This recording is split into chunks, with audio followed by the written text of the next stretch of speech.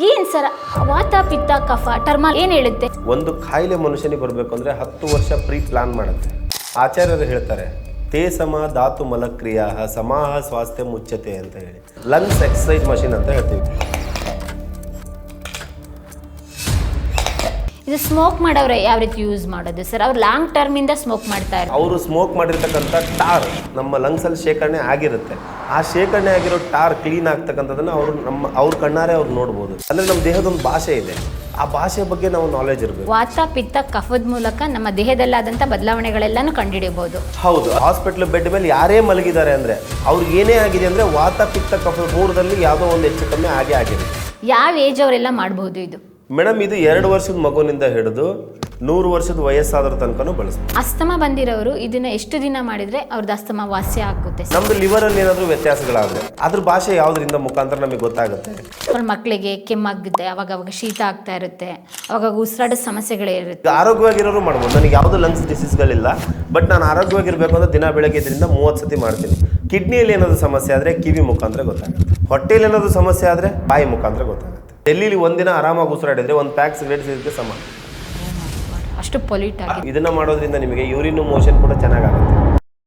Hello ಸ್ನೇಹಿತರೆ, ಎಲ್ರಿಗೂ ನಮಸ್ಕಾರ. ನಾನು doctor Nandini KL. Welcome back to ನಿ ಎಪಿಸೋಡ್ ಆಫ್ ಡಿಜಿಟಲ್ ಮಾಧ್ಯಮ. ಇವತ್ತು ಒಂದು ಸ್ಪೆಷಲ್ ಎಪಿಸೋಡ್ ಮಾಡೋಣ ಅಂತ ಹೇಳಿ ಸ್ಪೆಷಲ್ ಗೆಸ್ಟ್ ನಮ್ಮ ಜೊತೆ ಕರ್ಕೊಂಡ್ಬಂದಿದ್ದೀನಿ. ಆಯುರ್ವೇದದಲ್ಲಿ ಯಾವುದೇ ಚಿಕಿತ್ಸೆನ ತಗೋಬೇಕು ಅಂತ ಹೇಳಿದ್ರು ಕೂಡ ವಾತ ಪಿತ್ತ ಕಫದ ಬಗ್ಗೆ ಮಾತಾಡ್ತಾರೆ. ಹಾಗಾದರೆ ಏನದು ವಾತ ಪಿತ್ತ ಕಫ? ಅದ್ರ ಬಗ್ಗೆ ಮಾತಾಡಲಿಕ್ಕೆ ನಮ್ಮ ಜೊತೆ ಇದ್ದಾರೆ SVPL ಸಂಸ್ಥೆಯ ಮುಖ್ಯಸ್ಥರಾದಂಥ ಮಣಿಕಂಠ ಸರ್. ಸರ್ ನಮಸ್ಕಾರ. ನಮಸ್ಕಾರ ಮೇಡಮ್. ಏನು ಸರ್, ಯಾವುದೇ ಒಂದು ಆಯುರ್ವೇದ ಚಿಕಿತ್ಸೆನ ತಗೋಬೇಕು ಅಂತ ಹೇಳಿದ್ರೆ ಎಲ್ಲರೂ ಸ್ಟಾರ್ಟ್ ಮಾಡೋದೇ ಅಲ್ಲಿಂದ. ಹೌದು ಮೇಡಮ್. ಏನಂದ್ರೆ ಈಗ ಆಚಾರ್ಯರು ಹೇಳ್ತಾರೆ ತೇ ಸಮ ಧಾತು ಮಲಕ್ರಿಯಾ ಸಮಾಹ ಸ್ವಾಸ್ಥ್ಯ ಮುಚ್ಚತೆ ಅಂತ ಹೇಳಿ. ಅಂದರೆ ನಮ್ಮ ದೇಹದಲ್ಲಿ ವಾತ ಪಿತ್ತ ಕಫ ತ್ರಿದೋಷಗಳು ಅಂತ ಹೇಳ್ತೀವಿ ನಾವು, ಅದು ಸಮವಾಗಿದ್ದರೆ ಮತ್ತು ಧಾತು ಮಲಕ್ರಿಯಾ ಅಂದರೆ ನಮ್ಮ ಒಂದು ಮಲಗಳು ಸರಿಯಾಗಿ ವಿಸರ್ಜನೆ ಆದರೆ, ಯೂರಿನ್ ಸರಿಯಾಗಿ ಪಾಸ್ ಆದರೆ ಅವರೇ ನಿಜವಾದ ಆರೋಗ್ಯವಂತರು ಅಂತ ಹೇಳಿ. ಓಕೆ, ಇದನ್ನ ಅವ್ರು ಸುಮ್ಮನೆ ಹೇಳಿಲ್ಲ. ಈಗ ವಾತ ಪಿತ್ತ ಕಫ ಅಂತಂದರೆ ಏನು, ಅದ್ರ ಬಗ್ಗೆ ನಾವು ತಿಳ್ಕೊಳ್ತಾ ಹೋಗೋಣ. ಒಂದೊಂದೇ ಹೇಳ್ತಾ ಹೋಗ್ತೀನಿ. ಈಗ ನೋಡ್ರಿ, ವಾತ ಅಂತಂದರೆ ನಮ್ಮ ದೇಹದಲ್ಲಿ ಆಗ್ತಕ್ಕಂಥ ಎಲ್ಲ ಪೇನ್ಗಳು, ಅಂದರೆ ಮಂಡಿ ನೋವಾಗಿರ್ಬೋದು, ಬೆನ್ನು ನೋವಾಗಿರ್ಬೋದು. ಈಗ ನೋಡ್ರಿ, ವಾತಾಹಾರಿ ಅಂತ ಹೇಳ್ತೀವಿ ನಾವು. ಅದಾದಮೇಲೆ ಸಂದುವಾತ ಅಂತ ಹೇಳ್ತೀವಿ. ಅಂದರೆ ವಾತಕ್ಕೆ ಸಂಬಂಧಪಟ್ಟಂಗೆ ಇಡೀ ಬಾಡಿಯಲ್ಲಿ ಎಲ್ಲ ವರ್ಕೌಟ್ ಆಗುತ್ತೆ, ಅದಕ್ಕೆ ನಾವು ಪೇನ್ಗಳನ್ನೆಲ್ಲ ಅನುಭವಿಸ್ತೀವಿ. ಅದೇ ರೀತಿ ಅದೇನಾದರೂ ಹೆಚ್ಚು ಕಮ್ಮಿ ಆದರೆ ಮತ್ತು ಪಿತ್ತಕ್ಕೆ ಬರ್ತೀವಿ. ಪಿತ್ತ ಅಂತಂದರೆ ಏನು? ಈಗ ನೋಡ್ರಿ, ಮನೇಲಿ ಅಜ್ಜ ಅದು ಹೇಳಿದ್ದು ನಿಮಗೆ ನೆನಪು ಬರುತ್ತೆ, ಪಿತ್ತ ಜಾಸ್ತಿ ಆಗಿರ್ಬೇಕು ನಿನಗೆ, ಅದಕ್ಕೆ ವಾಮಿಟ್ ಮಾಡಿದೆ ಅಂತ. ಹುಳಿ ಜಾಸ್ತಿ ತಿನ್ಬೇಡ, ಪಿತ್ತ ಆಗುತ್ತೆ ಅನ್ನೋದು ಹೇಳೋದಿಲ್ಲ. ಹೌದು ಅಲ್ವಾ? ಪಿತ್ತ ಆಗುತ್ತೆ. ಪಿತ್ತ ಅಂದರೆ ನಮ್ದ್ರಲ್ಲಿ ಅದು ರೂಢಿಯಲ್ಲೂ ಇದೆ. ಓಕೆ, ಯಾಕೆ ಅದು ರೂಢಿಯಲ್ಲಿದೆ? ಅದು ಏನು ಅಂತಂದರೆ ನಮ್ಮ ದೇಹದಲ್ಲಿ ಜಠರಾಗ್ನಿ ಅಂತ ಇರುತ್ತೆ. ಅಂದರೆ ಒಂದು ಜಠರದಲ್ಲಿ ಒಂದು ಅಗ್ನಿ ಇರುತ್ತೆ. ಓಕೆ, ಅದಕ್ಕೆ ನಾವು ಜಠರಾಗ್ನಿ ಅಂತ ಹೇಳ್ತೀವಿ. ಆ ಒಂದು ಜಠರಾಗ್ನಿಯಲ್ಲಿ ಏನಾದರೂ ವ್ಯತ್ಯಾಸ ಆದರೆ ನಮ್ಮ ದೇಹದಲ್ಲಿ ಪಿತ್ತದ ಅಂಶ ಜಾಸ್ತಿ ಆಗುತ್ತೆ. ಓಕೆ, ಪಿತ್ತ ಜಾಸ್ತಿ ಆದಾಗ ಏನಾಗುತ್ತೆ? ಎದೆ ಉರಿ, ಗ್ಯಾಸ್ಟ್ರಿಕ್, ಅಸಿಡಿಟಿ, ಪಿತ್ತದಿಂದ ಬರ್ತಕ್ಕಂಥ ಕೆಲವೊಂದಿಷ್ಟು ರೋಗಗಳಿದ್ದಾವೆ. ಅವೆಲ್ಲ ವ್ಯತ್ಯಾಸಗಳಾಗೋದ್ರಿಂದ ಪಿತ್ತದ ಸಮಸ್ಯೆನೂ ಇರ್ಬೋದು. ಅದ್ರ ಜೊತೆಗೆ ಇನ್ನೂ ಒಂದು ಬಂದ್ಬಿಟ್ಟು ಕಫದಂತರೂ ಯೂಶ್ವಲಿ ಎಲ್ಲರೂ ಕೇಳ್ತಾರೆ. ಏನಕ್ಕೆ ಅಂದರೆ ಕಫ ತುಂಬ ಜನ ಅದನ್ನು ಪ್ರತಿದಿನ ಮಾತಾಡ್ತಾರೆ. ಕಫದಿಂದ ಏನೇನೆಲ್ಲ ಬರುತ್ತೆ? ಶೀತ, ನೆಗಡಿ, ಕೆಮ್ಮು, ಜ್ವರ. ಓಕೆ, ಕಫ ಬೀಳೋದು, ಅಸ್ತಮ ಬರುವಂಥದ್ದು. ಓಕೆ, ಸೊ ಈ ಕಫದಿಂದ ಎಲ್ಲ ಸಮಸ್ಯೆಗಳು, ಈಗ ಮೂಗು ಬ್ಲಾಕ್ ಆಗೋವಂಥದ್ದು. ಈಗ ನಾವು ಏನಂದರೆ ನಮ್ಮ ದೇಹದಲ್ಲಿ ಆಗ್ತಕ್ಕಂಥ ಎಲ್ಲದಕ್ಕೂ ಕೂಡ ನಾವೇನು ಮಾಡ್ತೀವಿ, ಒಂದೊಂದು ಸಿಂಪ್ಟಮ್ಸ್ ಇರ್ತವೆ. ಓಕೆ, ಅಂದರೆ ನಮ್ಮ ದೇಹದೊಂದು ಭಾಷೆ ಇದೆ, ಆ ಭಾಷೆ ಬಗ್ಗೆ ನಾವು ನಾಲೆಜ್ ಇರಬೇಕು. ನಮ್ಮ ದೇಹಕ್ಕೆ ಒಂದು ಅದ್ಭುತವಾಗಿರ್ತಕ್ಕಂಥ, ಈಗ ಯಾವ ರೀತಿ ಕರ್ನಾಟಕದಲ್ಲಿ ಕನ್ನಡ ಮಾತಾಡ್ತಾರೆ, ಮಹಾರಾಷ್ಟ್ರದಲ್ಲಿ ಮರಾಠಿ ಮಾತಾಡ್ತಾರೆ, ತಮಿಳ್ನಾಡಲ್ಲಿ ತಮಿಳು ಮಾತಾಡ್ತಾರೆ, ಅದೇ ರೀತಿ ನಮ್ಮ ದೇಹನೂ ಒಂದು ಭಾಷೆ ಮಾತಾಡುತ್ತೆ. ಇಂಟ್ರೆಸ್ಟಿಂಗ್. ಸೊ ಆ ಭಾಷೆ ನಾವು ಅರ್ಥ ಮಾಡ್ಕೋಬೇಕು. ಓಕೆ, ಉದಾಹರಣೆಗೆ ನಮ್ದು ಲಿವರಲ್ಲಿ ಏನಾದರೂ ವ್ಯತ್ಯಾಸಗಳಾದರೆ, ಓಕೆ, ಅದ್ರ ಭಾಷೆ ಯಾವುದರಿಂದ ಮುಖಾಂತರ ನಮಗೆ ಗೊತ್ತಾಗುತ್ತೆ? ಕಣ್ಣಿನ ಮುಖಾಂತರ ಗೊತ್ತಾಗುತ್ತೆ. ಉದಾಹರಣೆಗೆ ನೋಡ್ರಿ, ನಾನು ನಿಮಗೆ ಅದನ್ನು ತೋರಿಸ್ತೀನಿ. ಯಾವ ರೀತಿ ಗೊತ್ತಾಗುತ್ತೆ ಅಂದರೆ, ಈಗ ಕಣ್ಣು ಕಲರ್ ಚೇಂಜ್ ಆಗುತ್ತೆ. ಕಾಮಾಲೆಯ ಬಂದವರಿಗೆ ಕಾಣೋದೆಲ್ಲ ಹಳದಿ ಅಂತ ಹೇಳ್ತಾರೆ. ಹೌದು, ಕಣ್ಣು ಕಲರ್ ಯಾವ್ದಿದೆಯಲ್ಲ ಈಗ ಅದು ಕಲರ್ ಚೇಂಜಸ್ ಆಗ್ತಾ, ಯೆಲ್ಲೋ ಕಲರ್ ಬರುತ್ತೆ. ಆಮೇಲೆ ಕಣ್ಣನ್ನ ಫಸ್ಟ್ ನೋಡ್ತಾರೆ ಎಲ್ಲೇ ಹಾಸ್ಪಿಟ್ಲಿಗೆ ಹೋದ್ರು ನೀವು. ಕರೆಕ್ಟ್ ಅಲ್ವಾ? ಅಂದ್ರೆ ಈಗ ನೋಡ್ರಿ, ನಾವು ಲಿವರಲ್ಲಿ ಸಮಸ್ಯೆ ಆಗಿರೋದನ್ನ ಕಣ್ಣಿನ ಮುಖಾಂತರ ತಿಳ್ಕೊಂಡ್ವಿ ಅಲ್ವಾ? ಈಗ ಅದೇ ರೀತಿ ಕಿಡ್ನಿಯಲ್ಲಿ ಏನಾದರೂ ಸಮಸ್ಯೆ ಆದರೆ ಕಿವಿ ಮುಖಾಂತರ ಗೊತ್ತಾಗುತ್ತೆ. ಓಕೆ, ಕಿವಿ ಆಕಾರ ನೋಡ್ರಿ, ಸೇಮ್ ಕಿಡ್ನಿ ಆಕಾರ ನೋಡ್ರಿ, ಎರಡೂ ಒಂದೇ ಥರ ಕಾಣಿಸುತ್ತೆ. ಓಕೆ, ಇದು ದೇಹದ ಭಾಷೆ, ನಾವು ಇದನ್ನು ಅರ್ಥ ಮಾಡ್ಕೋಬೇಕು. ಲಂಗ್ಸಲ್ಲಿ ಏನಾದರೂ ವ್ಯತ್ಯಾಸ ಆದರೆ ಮೂಗಿನ ಮುಖಾಂತರ ಗೊತ್ತಾಗುತ್ತೆ. ಓಕೆ, ಹೆಂಗೆ ನೋಡ್ರಿ ಹಂಗೆ ವಿಚಾರ. ಈಗ ಮೂಗಲ್ಲಿ ಏನಾದರೂ ಕಟ್ತು ಅಂತಂದರೆ, ರನ್ನಿಂಗ್ ನೋಸ್ ಬಂತು ಅಂದರೆ, ಲಂಗ್ಸಲ್ಲಿ ಏನೋ ಇನ್ಫೆಕ್ಷನ್ಸ್ ಇದ್ದರೂ ನಾವು ಸೀನ್ ಮುಖಾಂತರ, ರನ್ನಿಂಗ್ ನೋಸ್ ಮುಖಾಂತರ ಗೊತ್ತಿಡಿತೀವಿ. ಹೊಟ್ಟೆಯಲ್ಲಿ ಏನಾದರೂ ಸಮಸ್ಯೆ ಆದರೆ ಬಾಯಿ ಮುಖಾಂತರ ಗೊತ್ತಾಗುತ್ತೆ. ಓಕೆ, ಅಂದರೆ ಈ ಡೈಜೆಷನ್ ಸರಿಯಾಗಿಲ್ಲ ಅಂದರೆ ಕೆಟ್ಟ ಸ್ಮೆಲ್ ಬರುತ್ತೆ. ಅದಾದಮೇಲೆ ಸರಿಯಾಗಿ ಊಟ ಮಾಡಿಲ್ಲ, ಊಟದಲ್ಲಿ ಏನಾದರೂ ವ್ಯತ್ಯಾಸ ಮಾಡ್ತಾಯಿದ್ರೆ ಡೇಗ್ ಬರುತ್ತೆ. ಓವರ್ ಊಟ ಮಾಡಿದ್ರೂ ಡೇಗ್ ಬರುತ್ತೆ, ವಾಮಿಟ್ ಆಗುತ್ತೆ. ಹೊಟ್ಟೆಯಲ್ಲಿ ಏನೋ ಸಮಸ್ಯೆ ಇದ್ರೂ ಬಾಯಿ ಮುಖಾಂತರ ನಮಗೆ ಗೊತ್ತಾಗುತ್ತೆ. ಓಕೆ, ಅದೇ ರೀತಿ ರಕ್ತದಲ್ಲಿ ಏನಾದರೂ ವ್ಯತ್ಯಾಸ ಆದರೆ ನಾಲ್ಗೆಲ್ಲಿ ಗೊತ್ತಾಗುತ್ತೆ. ಓಕೆ, ಈಗ ನೋಡ್ರಿ, ಒಂದು ನಾಲ್ಗೆ ಬಣ್ಣಗಳಿದ್ದಾವೆ. ಓಕೆ, ಮನುಷ್ಯನಿಗೆ ಕೆಂಪಾಗಿದ್ದರೆ ಅದು ಒಂದು ರೀತಿ ಸಮಸ್ಯೆ ಅಂತ ನಾವು ಕಂಡುಹಿಡಿತೀವಿ. ರಕ್ತದ ಮುಖಾಂತರ ಏನೇ ಸಮಸ್ಯೆಗಳಿದ್ರೂ ನಾಲ್ಗೆಲ್ಲಿ ನಾವು ಅದನ್ನು ಆರಾಮಾಗಿ ಕಂಡುಹಿಡಿಬೋದು. ಇದ್ರ ಬಗ್ಗೆ ನೀವು ಬೇಕಾದರೆ ಗೂಗಲ್ ಮಾಡಿದ್ರೆ ಗೊತ್ತಾಗುತ್ತೆ. ಅದಾದಮೇಲೆ ಇಡೀ ದೇಹ ಒಂಥರ ನಮ್ದು ಏನಂದರೆ ಸಿಕ್ಕಾಪಟ್ಟೆ ಭಾಷೆಗಳಲ್ಲಿ ಮಾತಾಡುತ್ತೆ. ಅದ್ರ ಬಗ್ಗೆ ನಾವು ಅರ್ಥ ಮಾಡ್ಕೋಬೇಕಾಗತ್ತೆ. ಓಕೆ, ಸೊ ಆ ರೀತಿಯಾಗಿ ಕಫ ಅಂತ ಬಂದಾಗ ಕಫಕ್ಕೇ ಆಗಿರ್ತಕ್ಕಂಥ ಒಂದು ಭಾಷೆ ಇದೆ, ಅದರದ್ದೇ ಆಗಿರ್ತಕ್ಕಂಥ ಒಂದು ಸಿಂಪ್ಟಮ್ಸ್ ಇದೆ, ಅದರದ್ದೇ ಆಗಿರ್ತಕ್ಕಂಥ ಒಂದು ಕಾಣಿಸುವಂಥ ಒಂದು ಪ್ರತಿಕ್ರಿಯೆಗಳಿದ್ದಾವೆ. ನಮ್ಮ ದೇಹದಲ್ಲಿ ಕಫ ಜಾಸ್ತಿ ಆಯಿತು ಅಂದರೆ ಕಣ್ಣಿಗೆ ಕಾಣಿಸುತ್ತೆ, ನಮ್ಗೆ ಕಫ ಜಾಸ್ತಿ ಆಗಿದೆ ಅಂತ ಗೊತ್ತಾಗುತ್ತೆ. ಓಕೆ, ಹಿಂದಿನ ಕಾಲದಲ್ಲಿ ನಾಡಿ ಮಿಡಿತದ ಮುಖಾಂತರ ಚೆಕ್ ಮಾಡ್ತಾಯಿದ್ರು, ನಾಡಿ ಶಾಸ್ತ್ರ ಅಂತ ಹೇಳ್ತಾರೆ. ಈಗ ತುಂಬ ಕಮ್ಮಿ, ಬಟ್ ಈಗಲೂ ನಾಡಿ ನೋಡ್ತಾರೆ. ಓಕೆ, ಸೊ ಅದೇ ರೀತಿ ಇಡೀ ದೇಹದಲ್ಲಿ ಏನೇ ವ್ಯತ್ಯಾಸಗಳಾದ್ರೂ ನಾವು ಅದನ್ನು ಕಂಡುಹಿಡಿಬೋದು. ಅಂದರೆ ನೀವು ಹೇಳೋದ್ರ ಪ್ರಕಾರ, ಆಯುರ್ವೇದದ ಪ್ರಕಾರ ವಾತ ಪಿತ್ತ ಕಫದ ಮೂಲಕ ನಮ್ಮ ದೇಹದಲ್ಲಾದಂಥ ಬದಲಾವಣೆಗಳೆಲ್ಲನೂ ಕಂಡುಹಿಡಿಯಬಹುದು. ಹೌದು, ಅಂದರೆ ಈಗ ಮನುಷ್ಯನ ದೇಹದಲ್ಲಿ ಏನೇ ಚೇಂಜಸ್ ಆಗಿದೆ ಅಂದರೆ, ಹಾಸ್ಪಿಟ್ಲ್ ಬೆಡ್ ಮೇಲೆ ಯಾರೇ ಮಲಗಿದ್ದಾರೆ ಅಂದರೆ ಅವ್ರಿಗೆ ಏನೇ ಆಗಿದೆ ಅಂದರೆ ವಾತ ಪಿತ್ತ ಕಫ ಮೂರರಲ್ಲಿ ಯಾವುದೋ ಒಂದು ಹೆಚ್ಚು ಕಮ್ಮಿ ಆಗಿರುತ್ತೆ. ಅಂದರೆ ಈ ವಾತ ಪಿತ್ತ ಕಫನೇ ಎಲ್ಲದಕ್ಕೂ ಮೂಲ. ಓಕೆ, ನಾವು ಮೂಲದಲ್ಲಿ ನೋಡಬೇಕು. ಯಾವುದೇ ಒಂದು ಡಿಸೀಸ್ ಬಗ್ಗೆ ತಿಳ್ಕೊಂಡ್ವಿ ಅಂದರೆ ಓಕೆ 50% ವಾಸಿ ಆದಂಗಂತೆ. ಓಕೆ, ಇನ್ನು 50% ಅದಕ್ಕೆ ಔಷಧೋಪಚಾರ ಮಾಡಿದರೆ ವಾಸಿ ಆಗ್ತೀವಿ. ಆ ಕಾಯಿಲೆ ಬಗ್ಗೆ ನಾವು ತಿಳ್ಕೊಳ್ಳೇ ಇಲ್ಲ ಅಂದರೆ, ಈಗ sugar, BP, allergy, asthma, okay, ಮತ್ತು ಮೈಗ್ರೀನು, ಅಸಿಡಿಟಿ, ಇವೆಲ್ಲ ಕಾಯಿಲೆಗಳಿದ್ದಾವೆ ನಮಗೆ ಗೊತ್ತಿರೋ ಅಂಥವು. ಆಮೇಲೆ ಕಾಮನ್ ಜನರಿಗೆ ಬರುವಂಥ ಸಮಸ್ಯೆಗಳು, ಮೂಲವ್ಯಾಧಿ ಅಂತ ಬರುತ್ತೆ. ಈ ಎಲ್ಲ ಕಾಯಿಲೆಗಳು ಯಾವ ವಾತ ಪಿತ್ತ ಕಫ ತ್ರಿದೋಷದಿಂದ ಯಾವ ದೋಷದಿಂದ ಬರುತ್ತೆ ಅಂತ ನಾವು ತಿಳ್ಕೊಂಬಿಟ್ವಿ ಅಂದರೆ, ಈಗ ಸಪ್ತ ಧಾತುಗಳು ಅಂತ ಇದ್ದಾವೆ ನಮ್ಮ ಮನುಷ್ಯನಲ್ಲಿ. ಓಕೆ, ಸಪ್ತ ಧಾತುಗಳು ಅಂತ ಬರ್ತವೆ. ಈ ಥರ ಅಂದರೆ ನಮ್ಮ ದೇಹ ನಾಲೆಜ್ ಮುಖಾಂತರ ತುಂಬಿಕೊಂಡಿದೆ. ಅದನ್ನು ನಾವು ಅರ್ಥ ಮಾಡಿಕೊಂಡ್ರೆ ಒಂಥರ ಏನಂದರೆ ಒಂದು ಪುಸ್ತಕ ಓದಿದ ಥರ.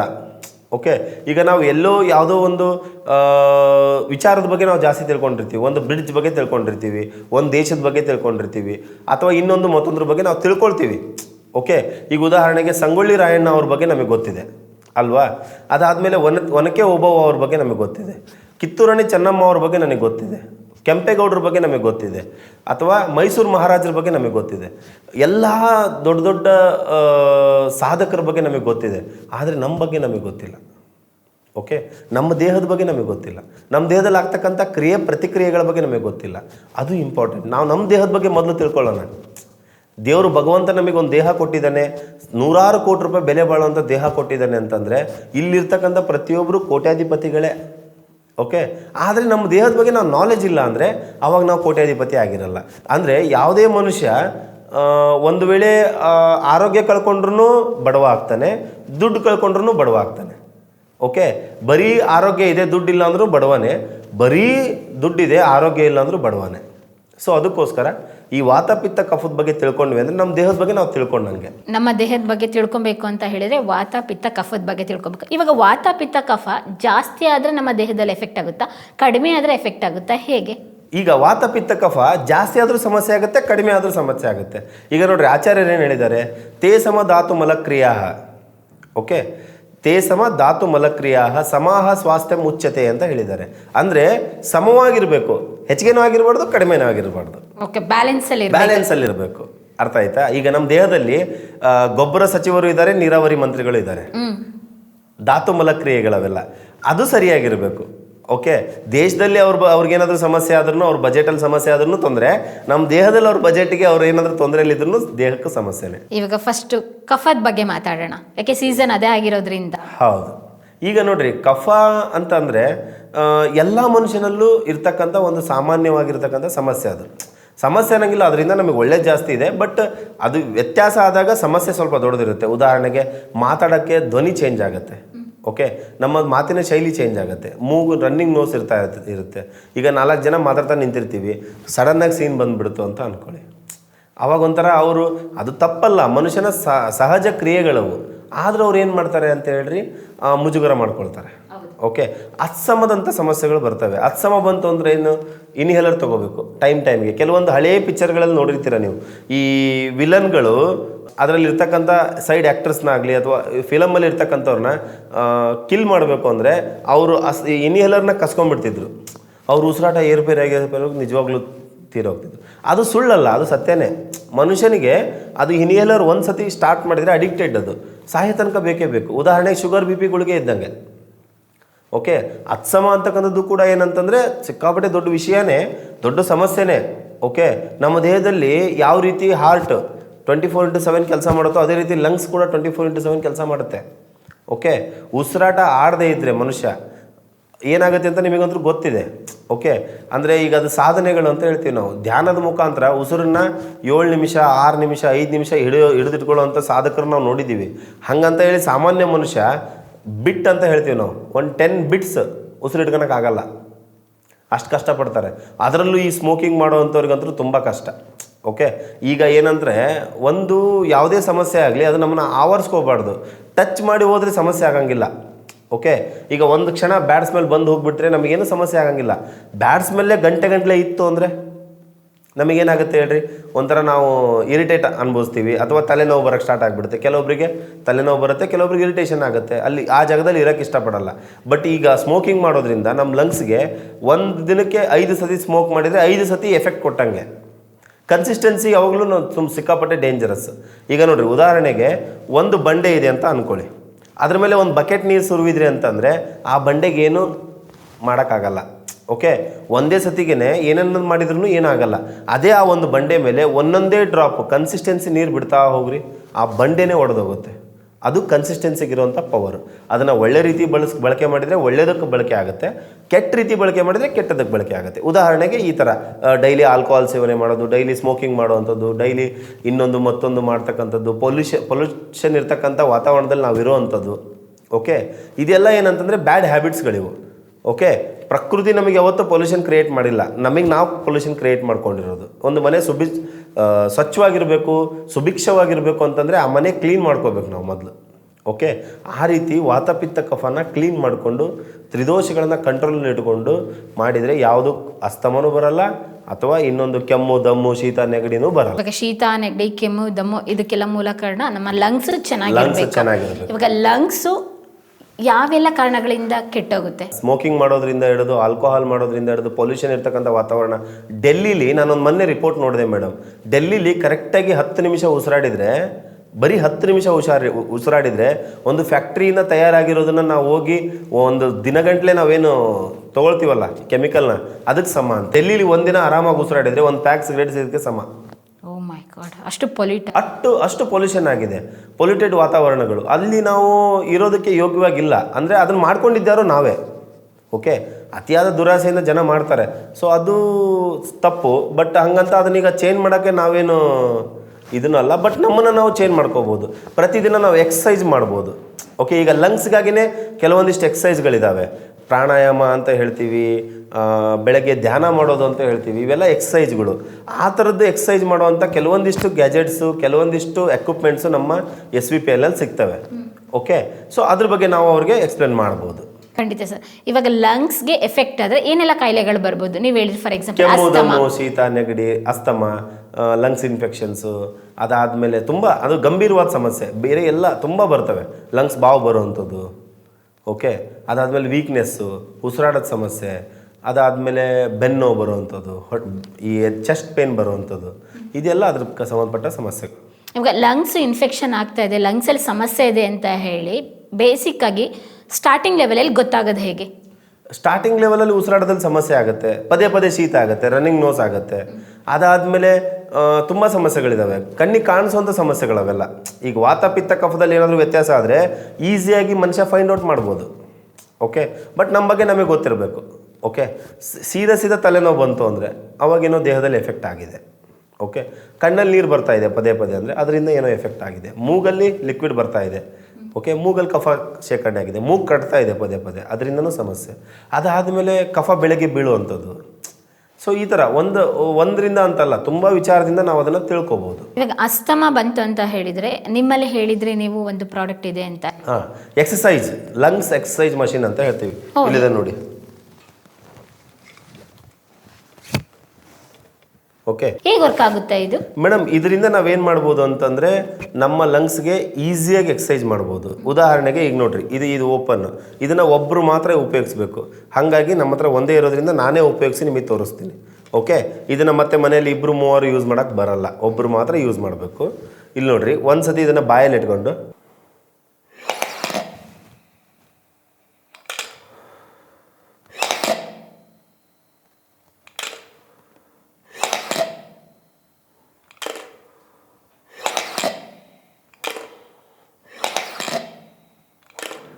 ಈ ಥರ, ಅಂದರೆ 30 ಟೈಮ್ಸ್ ಬೆಳಗ್ಗೆ 30 ಟೈಮ್ಸ್ ಸಂಜೆ ಮಾಡಬೇಕು. ಓಕೆ, ಇದ್ರ ಜೊತೆಗೆ ಅಸ್ತಮಾಕ್ಕೆ ಅಂತೇಳಿ ನಮ್ಮ SVPL ಸಂಸ್ಥೆಯಲ್ಲಿ ಔಷಧೋಪಚಾರಗಳು ಕೂಡ ಇದ್ದಾವೆ. ಅದನ್ನು 3 ಮಂತ್ಸ್ ಒಂದು ಕೋರ್ಸ್ ಅಂತ ಇರುತ್ತೆ. ಆ ಕೋರ್ಸ್ ಪ್ರಕಾರ ತೊಗೊಳೋದ್ರಿಂದ ತುಂಬ ಮೆಡಿಸಿನ್ಸ್ಗಳಿದ್ದಾವೆ ಅಸ್ತಮಾಕ್ಕೆ ಅಂತ ಹೇಳಿ. ಬಟ್ ಅದನ್ನು ಕಂಟಿನ್ಯೂ ಆಗಿ ಒಂದು ಕನ್ಸಿಸ್ಟೆನ್ಸಿ ಇಟ್ಕೊಂಡು ಒಂದು 3 ಮಂತ್ಸು ಈ ಥರ ಪತ್ತೆ ಮುಖಾಂತರ, ಡಯಟ್ ಮುಖಾಂತರ ಮಾಡಬೇಕು. ಬಟ್ ಇದು ಎಕ್ಸಸೈಸ್ ಮಾಡುವಂಥದ್ದು. ಈಗ ಆರೋಗ್ಯವಾಗಿರೋರು ಮಾಡ್ಬೋದು. ನನಗೆ ಯಾವುದೂ ಲಂಗ್ಸ್ ಡಿಸೀಸ್ಗಳಿಲ್ಲ, ಬಟ್ ನಾನು ಆರೋಗ್ಯವಾಗಿರಬೇಕು ಅಂದರೆ ದಿನ ಬೆಳಗ್ಗೆ ಇದರಿಂದ 30 ಸತಿ ಮಾಡ್ತೀನಿ. ಅದಾದಮೇಲೆ ಇದನ್ನು ನಾನು ತೋರಿಸ್ತಾ ಇರೋದು ನಾನು ಯೂಸ್ ಮಾಡ್ತಾ ಇರೋವಂಥದ್ದು, ಪರ್ಸ್ನಲ್ ಯೂಸ್ಡ್ ಪ್ರಾಡಕ್ಟ್ ಇದು. ಓಕೆ, ಇದು ಬರೋದು ಈ ಥರ ಇರಲ್ಲ, ತುಂಬ ಚೆನ್ನಾಗಿರುತ್ತೆ. ನಾನು ಇದನ್ನು ಡೈಲಿ ಯೂಸ್ ಮಾಡುವಂಥದ್ದು. ಇವಾಗ ಲಂಗ್ಸ್ಗೆ ಎಕ್ಸಸೈಸ್ ಮಾಡಬೇಕು ಅಂತ ಹೇಳಿದ್ರಲ್ಲ, ಬೆಳಗ್ಗೆ ಮತ್ತು ಸಂಜೆ ಟೈಮು ಯಾವ ಏಜ್ ಅವರೆಲ್ಲ ಮಾಡಬಹುದು ಇದು? ಮೇಡಮ್, ಇದು 2 ವರ್ಷದ ಮಗುವಿನಿಂದ ಹಿಡಿದು 100 ವರ್ಷದ ವಯಸ್ಸಾದ್ರ ತನಕನೂ ಬಳಸ್ಬೋದು. ಏಜ್ ಲಿಮಿಟ್ ಅಂತ ಇಲ್ಲ. ಓಕೆ, ಈಗ ಫಾರ್ ಎಕ್ಸಾಂಪಲ್ ಮಕ್ಕಳಿಗೆ ಕೆಮ್ಮಾಗುತ್ತೆ, ಅವಾಗ ಶೀತ ಆಗ್ತಾ ಇರುತ್ತೆ, ಅವಾಗ ಉಸಿರಾಟದ ಸಮಸ್ಯೆಗಳೇ ಇರುತ್ತೆ, ಅವರೆಲ್ಲ ಯೂಸ್ ಮಾಡ್ಬೋದಾ ಮಕ್ಕಳನ್ನು? ಎಲ್ಲರೂ ಯೂಸ್ ಮಾಡ್ಬೋದು ಮೇಡಮ್. ಅಂದರೆ ಪದೇ ಈಗ ಕಫ ತೆಗೆಸ್ಕೊಂಡು ಬರ್ತಾ ಇದ್ದೀವಿ ಅಂತಂದರೆ, ಪದೇ ಕಫದ ಸಮಸ್ಯೆ ಆಗ್ತಾ ಇದೆ ಅಂದರೆ ಅವರೆಲ್ಲ ಇದನ್ನು ಯೂಸ್ ಮಾಡಬೇಕು. ಅದಕ್ಕಾಗಿ ನಮ್ಮಲ್ಲಿ ಕಾಫ್ ಕೇರ್ ಸಿರಪ್ಗಳಂತ ಬರ್ತವೆ, ಕಾಫ್ ಕೇರ್ ಟ್ಯಾಬ್ಲೆಟ್ಸ್ಗಳಂತ ಬರ್ತವೆ, ಚ್ಯೂ ಮಾಡ್ತಕ್ಕಂಥ ಕೆಲವೊಂದಿಷ್ಟು ಐಟಮ್ಸ್ಗಳಿದ್ದಾವೆ. ಅವನ್ನೆಲ್ಲ ಮಾಡಿ ಸರಿ ಮಾಡ್ಕೋಬೋದು. ಬಟ್ ಇದನ್ನು ಬಳಕೆ ಮಾಡೋದ್ರಿಂದ ಒಂದು ಎಕ್ಸಸೈಸ್ ಆಗುತ್ತೆ. ಇದ್ರ ಮೇಲೆ ನೇಮ್ ಬರಿಬೇಕು. ಫಸ್ಟ್ ಇದನ್ನು ಮಾಡೋ ಕೆಲಸ ಏನಂದರೆ, ಇದ್ರ ಮೇಲೆ ಯಾರು ಬಳಕೆ ಮಾಡ್ತಾರೆ ಅವ್ರ ಹೆಸರನ್ನ ಪರ್ಮನೆಂಟ್ ಮಾರ್ಕರಿಂದ ಬರೆದಬೇಕು. ಓಕೆ, ಅವರು ಮಾತ್ರ ಉಪಯೋಗಿಸ್ಬೇಕು ಇದನ್ನು ಬೇರೆ ಯಾರೂ ಉಪಯೋಗಿಸಂಗಿಲ್ಲ. ಒಂದು ಮಷಿನ್ನು 25 ವರ್ಷ ಬರುತ್ತೆ. ಓಕೆ, ಅಂದಮೇಲೆ ಇದರಲ್ಲಿ ಏನು ಲಾಸ್ ಅಂತ ಇಲ್ಲ. ಈಗ ಎಲ್ಲೋ ನೀವು ಒಂದು ಕಾಫಿ ಶಾಪಲ್ಲಿ ಹೋಗಿ ಒಳ್ಳೆ ದೊಡ್ಡ ಕಾಫಿ ಶಾಪ್, ಸ್ಟಾರ್ ಬಕ್ಸ್ ಅಂತ ದೊಡ್ಡ ಕಾಫಿ ಶಾಪ್ಗಳಲ್ಲಿ ಹೋದರೆ 1000, 2000, 3000 ಬರೀ ಟೀ ಕಾಫಿ ಬಿಲ್ ಆಗುತ್ತೆ. ಇದ್ರ ಬೆಲೆ ಅಷ್ಟೊಂದೇನಿಲ್ಲ. ಆರಾಮಾಗಿ ಇದನ್ನು ಪ್ರತಿಯೊಬ್ಬ ಮನುಷ್ಯ ಅಫೋರ್ಡಬಲ್ ಇದೆ, ಯೂಸ್ ಮಾಡ್ಬೋದು. ಇದು ಸ್ಮೋಕ್ ಮಾಡೋರು ಯಾವ ರೀತಿ ಯೂಸ್ ಮಾಡೋದು ಸರ್? ಅವ್ರು ಲಾಂಗ್ ಟರ್ಮಿಂದ ಸ್ಮೋಕ್ ಮಾಡ್ತಾ ಇರ್ತಾರೆ. ಲಾಂಗ್ ಟರ್ಮಿಂದ ಸ್ಮೋಕ್ ಮಾಡ್ತಾ ಇದ್ದಾರೆ ಅಂದರೆ ಅವರು ಸ್ಮೋಕ್ ಮಾಡಿರ್ತಕ್ಕಂಥ ಟಾರ್ ನಮ್ಮ ಲಂಗ್ಸಲ್ಲಿ ಶೇಖರಣೆ ಆಗಿರುತ್ತೆ. ಆ ಶೇಖರಣೆ ಆಗಿರೋ ಟಾರ್ ಕ್ಲೀನ್ ಆಗ್ತಕ್ಕಂಥದ್ದನ್ನು ಅವ್ರ ಕಣ್ಣಾರೆ ಅವ್ರು ನೋಡ್ಬೋದು. ಇದನ್ನು 3 ದಿನ ಎಕ್ಸಸೈಸ್ ಮಾಡಿದ್ರು ಅಂದರೆ 4ನೇ ದಿನ ಅವರಿಗೆ ಕಫ ಬೀಳಕ್ಕೆ ಸ್ಟಾರ್ಟ್ ಆಗುತ್ತೆ, ಒಳಗಡೆ ಕ್ಲೀನ್ ಆಗೋಕ್ಕೆ ಸ್ಟಾರ್ಟ್ ಆಗುತ್ತೆ. ಆದರೆ ಲಂಗ್ಸ್ ಸ್ಮೋಕಿಂಗ್ನ ಸ್ಟಾಪ್ ಮಾಡಬೇಕು. ಅಂದರೆ ಈಗ ಸ್ಮೋಕ್ ಮಾಡ್ತಾ ಇದ್ದಾರೆ, ದಿನ 1-2 ಮಾಡ್ತಾ ಇದ್ದಾರೆ, ಅವ್ರಿಗೆ ಕೈಲಿ ಬಿಡೋಕೆ ಆಗ್ತಾ ಇಲ್ಲ ಅಂದರೆ ಇದನ್ನು ಯೂಸ್ ಮಾಡೋದ್ರಿಂದ ಆ ಮಾಡಿರ್ತಕ್ಕಂಥ ವಿಷ ನಮ್ಮ ದೇಹದಿಂದ ಹೊರಗಡೆ ಹೋಗುತ್ತೆ. ಬಟ್ ಹಂಗಂತ ಹೇಳಿ ಈ ಮಷಿನ್ ಇದೆ ಅಂತ ಹೇಳಿ ಪ್ರತಿದಿನ ಮಾಡೋದು ಆ ಥರ ಎಲ್ಲ ಮಾಡಬಾರ್ದು. ಅದಾದಮೇಲೆ ಈಗ ಮುಂಚೆ ಮಾಡಿ ಸ್ಟಾಪ್ ಮಾಡಿರ್ತಾರೆ, ಅವ್ರು ಈ ಮಷಿನನ್ನು ಕರೆಕ್ಟಾಗಿ ಒಂದು 3 ತಿಂಗಳು ಯೂಸ್ ಮಾಡಿ ಕೈ ಬಿಟ್ಟರೆ ಆಮೇಲೆ ಇದು ಒಂದು ರೂಢಿ ಆಗಿಬಿಡುತ್ತೆ ಮೇಡಮ್ ಮನುಷ್ಯನಿಗೆ. ದಿನ ಬೆಳಗ್ಗೆ ಎದ್ದು ಧ್ಯಾನಾವಸ್ಥೆಯಲ್ಲಿ ಕೂತ್ಕೊಂಡು ಇದನ್ನು ಕರೆಕ್ಟಾಗಿ ಬಾಯಲ್ಲಿ ಇಟ್ಕೊಂಡು ಈ ಥರ 30 ಸತಿ ಮಾಡಿಬಿಟ್ರೆ ಅವ್ರು ಪ್ರಾಣಾಯಾಮದ ಥರ ಫೀಲ್ ಆಗುತ್ತೆ. ಆಮೇಲೆ ನಮ್ಮ ಲಂಗ್ಸ್ ಕ್ಲೀನ್ ಆಗುವಂಥದ್ದು, ಅದಾದಮೇಲೆ ನಮಗೆ ಎಕ್ಸಸೈಸ್ ಆಗುವಂಥದ್ದನ್ನು ನಾವು ಕಣ್ಣಾರೆ ನೋಡ್ಬೋದು. ಪ್ರತಿಯೊಂದು ಭಾಗಕ್ಕೂ ಎಕ್ಸಸೈಸ್ ಅಂತ ಇದೆ ಮೇಡಮ್. ಓಕೆ, ತಲೆ ಕೂದಲಿಂದ ಹಿಡಿದು ಕಾಲಲ್ಲಿ ಇರ್ತಕ್ಕಂಥ ಕಿರುಬೆರಳವರೆಗೂ ಎಕ್ಸಸೈಸ್ ಬೇಕೇ ಬೇಕು ಮನುಷ್ಯನ ದೇಹಕ್ಕೆ. ಎಕ್ಸಸೈಸ್ ಅಂದ್ರೆ ಏನು? ಕನ್ಸಿಸ್ಟೆನ್ಸಿ ಒಂದು ಮಾಡುವಂಥ ಕೆಲಸಗಳು.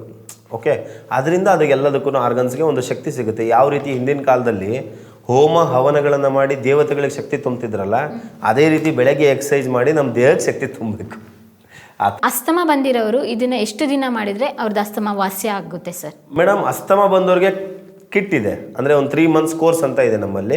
ಆ ಕೋರ್ಸ್ ಕಂಪ್ಲೀಟಾಗಿ ಮಾಡಬೇಕು. ಮಾರ್ನಿಂಗ್ ಈವ್ನಿಂಗ್ 2 ಟೈಮ್ಸ್ ಔಷಧೋಪಚಾರ ಇರುತ್ತೆ. ಎಲ್ಲ ವೆಲ್ನೆಸ್ ಆಗಿರೋದ್ರಿಂದ ಏನು ಸೈಡ್ ಎಫೆಕ್ಟ್ ಅಂತ ಇರಲ್ಲ. ಆರಾಮಾಗಿ 3 ಮಂತ್ಸ್ ಮಾಡಬೇಕು. ಅದ್ರ ಜೊತೆಗೆ ಅವ್ರು ತೊಗೊಳ್ತಕ್ಕಂಥ ಇನ್ಹೇಲರ್ ಆಗಿರ್ಬೋದು ಅಥವಾ ಯಾವುದೇ ಇಂಗ್ಲೀಷ್ ಮೆಡಿಸಿನ್ಸ್ ಆಗಿರ್ಬೋದು, ಅದನ್ನು ಸ್ಲೋಲಿ ಸ್ಟಾಪ್ ಮಾಡಬೇಕು. ಸಡನ್ನಾಗಿ ನೀವು ಇವತ್ತು ಬಿಟ್ಟು ನಾಳೆಯಿಂದ ನಮ್ಮ ಔಷಧಿ ತೊಗೊಳ್ಳಿ ಆ ಥರ ಇರಲ್ಲ. ಇದು ಆಯುರ್ವೇದ ಆಗಿರೋದ್ರಿಂದ ನೀವು ಆ ಥರ ಮಾಡೋಕ್ಕೆ ಬರೋಂಗಿಲ್ಲ. ಅದು ಡ್ರಗ್ಸ್ ನಥಿಂಗ್ ಬಟ್ ಡ್ರಿಂಕ್ಸ್ ಅಂತ ಹೇಳ್ತೀವಿ. ಹೆವಿ ಡೇಂಜರಸ್ ಇರ್ತವೆ. ಸೊ ಹಂಗಾಗಿ ಅದನ್ನು ಸ್ಲೋಲಿ ಸ್ಟಾಪ್ ಮಾಡಬೇಕು. ಸಡನ್ನಾಗಿ ಬಿಡೋಕ್ಕಂತೂ ಬರಲ್ಲ. ಹಂಗಾಗಿ ಅದ್ರ ಜೊತೆಗೆ ಇದನ್ನು ಮಾಡಿದರೆ ಎಕ್ಸಸೈಸ್ ಮಾಡಿದರೆ ಪವರ್ಫುಲ್ ರಿಸಲ್ಟ್ ನೋಡ್ಬೋದು. ಈಗ ಅಸ್ತಮ ಇಲ್ಲ, ನನಗೆ ಏನೂ ಇಲ್ಲ ಸಮಸ್ಯೆ ಅಂತ ಅಂದರೆ ಇದು ಒಂದು ಡಿವೈಸ್ನ ತರಿಸ್ಕೊಂಡು ಇಟ್ಕೊಳ್ಳಿ. ಒಬ್ಬ ಮನುಷ್ಯನಿಗೆ ಒಂದು ಡಿವೈಸ್ ಬೇಕಿದ್ದು, ಮನೇಲಿ 4 ಜನ ಇದ್ರೆ 4 ಡಿವೈಸ್ ಬೇಕು. ಇದನ್ನು ತರಿಸ್ಕೊಂಡು ಇಟ್ಕೊಳ್ಳಿ, ಇದನ್ನು ಕರೆಕ್ಟಾಗಿ ದಿನ ಎಕ್ಸಸೈಸ್ ಮಾಡಿ. ಯಾಕೆ ನಿಮಗೆ ಯಾವ ರೋಗ ಬರುತ್ತೆ ನಾನು ಹೇಳ್ತೀನಿ. ಈಗ ನಾನು ಹೇಳಿದ್ನಲ್ಲ ನಿಮಗೆ, ಧಾತು ಮಲಕ್ರಿಯೆಗಳು ಸರಿಯಾಗಿರಬೇಕು. ಇದನ್ನು ಮಾಡೋದ್ರಿಂದ ನಿಮಗೆ ಯೂರಿನ್ ಮೋಷನ್ ಕೂಡ ಚೆನ್ನಾಗಾಗುತ್ತೆ. ಓಕೆ, ಯಾಕಂದರೆ ಬಾಡಿಯಲ್ಲಿ ಒಂದು ಎನರ್ಜಿ ಡೆವಲಪ್ ಆಗುತ್ತೆ ಮೇಡಮ್, ಅದರಿಂದ ಪ್ರತಿಯೊಂದಕ್ಕೂ ಹೆಲ್ಪ್ ಆಗುತ್ತೆ. ಅಂದ್ರೆ ಇದೊಂದು ಮಷೀನಿಂದ ಅಷ್ಟು ಎಫೆಕ್ಟ್ ಆಗುತ್ತೆ ನಮ್ಮ ದೇಹದ ಮೇಲೆ, ಅಷ್ಟು ಪರಿಣಾಮ ಬೀರುತ್ತೆ, ಎಫೆಕ್ಟ್ ಆಗುತ್ತೆ. ಇದರಲ್ಲಿ ಸಿಂಪಲ್ ಆಗಿ 3 ಬಾಲ್ಗಳಿದ್ದಾವೆ. ಓಕೆ, ಆಮೇಲೆ 600 cc ಪರ್ ಸೆಕೆಂಡ್ಗೆ ಇದನ್ನು ನಾವು ವರ್ಕ್ ಮಾಡ್ಕೋಬೋದು. ಇಲ್ಲಿದೆ ನೋಡಿ, ಇದ್ರ ಮೇಲೆಲ್ಲ ನಾವು ಎಂಟ್ರಿ ಮಾಡಿದ್ದೀವಿ. ಅದಾದಮೇಲೆ ಈ 3 ಬಾಲ್ಗಳು ಜಸ್ಟ್ ಮೇಲ್ಗಡೆ ಪೂರ್ತಿಯಾಗಿ ಹೋಗಬೇಕು. ನಾನು ನಿಮಗೆ ತೋರಿಸಿದ್ನಲ್ಲ ಎಕ್ಸಸೈಸ್ ಮಾಡಿ, ಇಲ್ಲಿ ನೋಡಿ.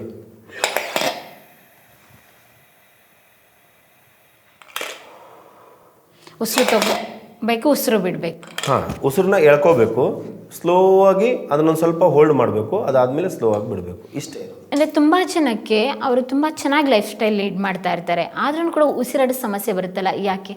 ಈಗ ನೋಡ್ರಿ, ಈಗ ಏನಂದರೆ ಅವರು ಧ್ಯಾನ ಮಾಡ್ತಾ ಇಲ್ಲ, ವಾತಾವರಣ ಸಿಕ್ಕಾಪಟ್ಟೆ ಪೊಲ್ಯೂಷನ್ ಇದೆ. ಹೆಂಗಾಗಿದೆ, ನಾನು ನಿಮಗೆ ಆಗಲೇ ಹೇಳಿದ್ನಲ್ಲ ಡೆಲ್ಲಿ ವಾತಾವರಣದ ಬಗ್ಗೆ. ಬೆಂಗಳೂರಲ್ಲಿ ಏನು ಸಾಮಾನ್ಯವಾಗಿದೆನಾ? ಬೆಂಗಳೂರಲ್ಲಿ ಟಾಕ್ಸಿನ್ಸ್ ಏನು ಸಾಮಾನ್ಯವಾಗಿ ಓಡಾಡ್ತಾ ಇದೆನಾ? ನಾವು ಉಸಿರಾಡ್ತಾ ಇದ್ದೀವಿ ಅಂದರೆ ಏನಾಗ್ತಾ ಇದೆ ಅಂತ ಗೊತ್ತಿಲ್ಲ. ಸಾವಿರಾರು ಬ್ಯಾಕ್ಟೀರಿಯಾಗಳ ಒಳಗಡೆ ಹೋಗ್ತಾ ಇದ್ದಾವೆ, ಕೆಮಿಕಲ್ಗಳ ಒಳಗಡೆ ಹೋಗ್ತಾ ಇದೆ, ಕೆಮಿಕಲ್ ಗಾಳಿ ಒಳಗಡೆ ಹೋಗ್ತಾ ಇದೆ. ಸೊ ಹಾಗಾಗಿ ನಮಗೆ ಲಂಗ್ಸ್ ಎನರ್ಜಿಗೋಸ್ಕರ ನಾವು ಎಕ್ಸಸೈಸ್ ಮಾಡೋದು ಮಸ್ಟ್ ಆ್ಯಂಡ್ ಶುಡ್. ಅಂದರೆ ವರ್ಷದಲ್ಲಿ ಎಷ್ಟು ಟೈಮ್ ತೊಗೋಬೇಕಾಗುತ್ತೆ? ಇವಾಗ ನಾರ್ಮಲಾಗಿ ನಾನು ಚೆನ್ನಾಗಿದ್ದೀನಿ, ನನಗೂ ಕೂಡ ಲಂಗ್ಸ್ ಎಕ್ಸಸೈಸ್ ಬೇಕು ಅಂದವರು ಇದನ್ನ ವರ್ಷ ಪೂರ್ತಿ ಮಾಡೋದು ತಪ್ಪಿಲ್ಲ. ಡೈಲಿ ಮಾಡ್ರಿ, ಏನು ತಪ್ಪಿದೆ? ಈಗ ಡೈಲಿ ಎಕ್ಸಸೈಸ್ ಮಾಡಬೇಕು, ಡೈಲಿ ಸೂರ್ಯ ನಮಸ್ಕಾರ ಮಾಡಬೇಕು, ಡೈಲಿ ವ್ಯಾಯಾಮ ಮಾಡಬೇಕು, ಡೈಲಿ ಇದನ್ನ ಎಕ್ಸಸೈಸ್ ಮಾಡಬೇಕು. ಅದರಲ್ಲಿ ತಪ್ಪೇನಿಲ್ಲ, ಎಲ್ಲರೂ ಮಾಡ್ಬೋದು. ಎಲ್ಲ ಸರ್ವ ರೋಗಕ್ಕೂ ಏನಂತಂದರೆ ಇದು ಮದ್ದಾಗಿ ಕೆಲಸ ಮಾಡುತ್ತೆ. ಇವಾಗ ಲಂಗ್ಸ್ ಪ್ರಾಬ್ಲಮ್ಮು ಸುದೀರ್ಘವಾಗಿ ಕಂಟಿನ್ಯೂ ಆದರೆ ಏನೆಲ್ಲ ಪರಿಣಾಮ ಬೀಳುತ್ತೆ ಸರ್ ಅವರ ದೇಹದಲ್ಲಿ? ಮೇಡಮ್, ಅದೇ ಈಗ ಲಂಗ್ಸ್ ಪ್ರಾಬ್ಲಮ್ಮು ಬಂದರೆ ಅಸ್ತಮನೆ ಬರೋದು ಮೇಜರ್ ಆಗಿ.